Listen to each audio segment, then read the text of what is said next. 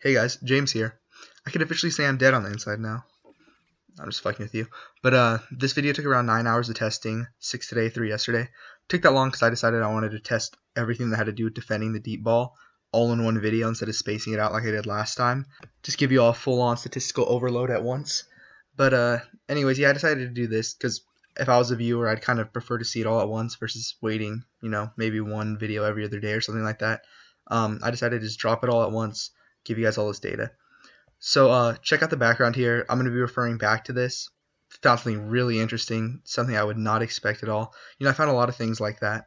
And I hope you guys find these results as interesting as I did. So let's get started. I believe I did 5 separate tests. Alright, here's the results. Alright, so up first, here we go. I tested how different height corners would do against 6'3 guys. And you'll see here, the one that was an inch, like the guys that were taller than the receiver, actually did a lot worse. And you'll see I gave him 60 attempts to make sure. And you'll see I did the same thing with 6'5", and I found the same results. So this made no sense to me. Believe it or not, I guess the taller guys don't do as good. I mean, if the corner's taller than receiver, they didn't have the same amount of success. You'll see the 5'10" all the way up to 6'3" did about the same, and that kind of remains consistent. You see the 6'5" guy, and you'll see maybe there's a little bit of the 5'10" to 6'5", that might be too much of a difference, but 6'1" did just fine, same as the 6'3" guy. But look here, 6'4" did a lot better than on the last test, but 6'6" did a lot worse.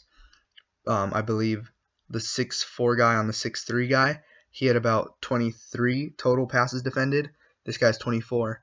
So they both did worse. I mean, believe it if you want, don't. I don't know. That was really confusing to me. Didn't make sense.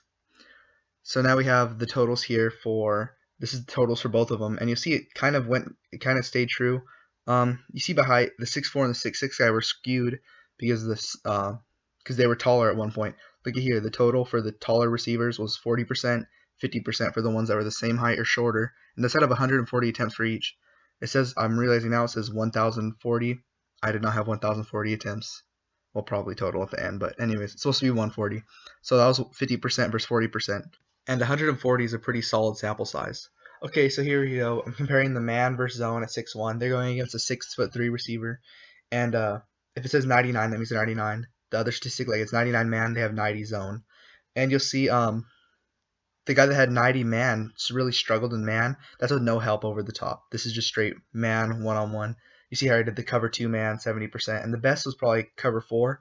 I just had one guy going deep. It wasn't a 3 verts kind of situation.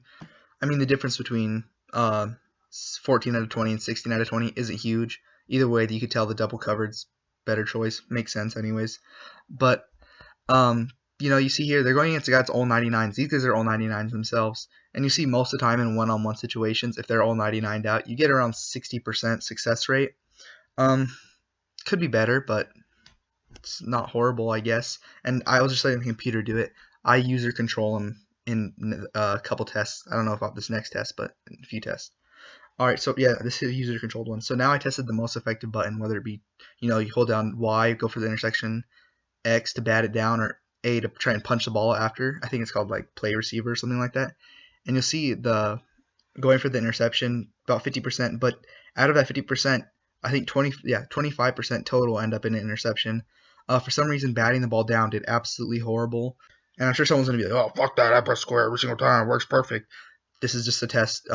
This is what I came up with when I did it. Nothing I could do about it. I don't fuck with the results. I had no opinion going into this one. I pressed triangle, square, and A, or X, about the same, But now I'm going to kind of stay away from X or square. It works well for me underneath, but I haven't really had too much success with it if it triggers an animation. Like if I'm usering and I go in and I try and bat the ball real quick, it works perfect. But it's never really worked that well for me on deep balls, and you see it shows it here. All these ones were animations, basically. A was the most successful. That's 3/4 of the time you hold down A, you're going to bat it down. And this was after the receiver had it in his hands and he slaps it out. So I'm going to be sticking with that. The interceptions are nice, but I don't know. 50%, that's kind of sad. That 3/4 is a lot better, and if that's consistent, that's definitely what I'm going to be doing for the rest of this game. So these might be my most controversial results so far. Saved it for the end. You see here, spectacular catching really had nothing to do with how many interceptions I got. The dude with 0 spectacular catch still caught, out of those 3, 2 of them were one-handed. And then you see here I did 0 catch with 99 spectacular, and he still got 4. So honestly, I have no idea how EA figures out what counts as a catch and what doesn't. Mind you, all these were usered. It was not the computer picking it off. I did a little run through with the computer, and the computer ended up getting just about the same numbers as me. So I have no idea how Madden works the catching out on defense. I've had dudes that have high catching on defense drop easy picks, and I've used their dudes at middle linebacker that have like 60 catching and they catch it every damn time. So another thing, I have no idea how EA figures it out, but that's what I came up with. I'm not going to care about spectacular catch or catching at all anymore. And it's kind of shitty because EA drops corners with high spectacular catch, and I don't know if this testing's correct. It doesn't really affect it. Sucks. But I don't know. Here's a little bonus for you guys. Here's my whole testing sheets. I'll let you guys check it out. You guys can see all the work that goes into it, why it takes so damn long for me to make these videos. You see here, I don't know, it's just a bunch of numbers laid out. If it's a dot, that means it was basically a catch. And then the other ones, you see here, I have like the ones. That means that it was a successful rep. And then if it's a number after ones, like you see the 1, 1, 3, 2, the second number indicates the number of interceptions it's been so far. So that's just basically how I do my videos. That's how I test it all out. I'll give you guys the full spreadsheet so you guys can see that even though I say it's 3 out of 4, that doesn't mean that every 1 out of every 4 will be a catch. There's runs here where the dude catches 6 in a row and the DB stuffs him 12 in a row. It's all random, so don't go playing in a game and being, what the fuck, this guy told me that's going to be 3 out of 4. Why has he caught 6 in a row on me? The same thing happens to me in my testing. Same thing happens to me in games. It's annoying, but I mean, it's pretty realistic when you think about it. But anyways, that's it for my video, guys. Thanks for checking it out. Just wanted to show you guys kind of behind the scenes real quick.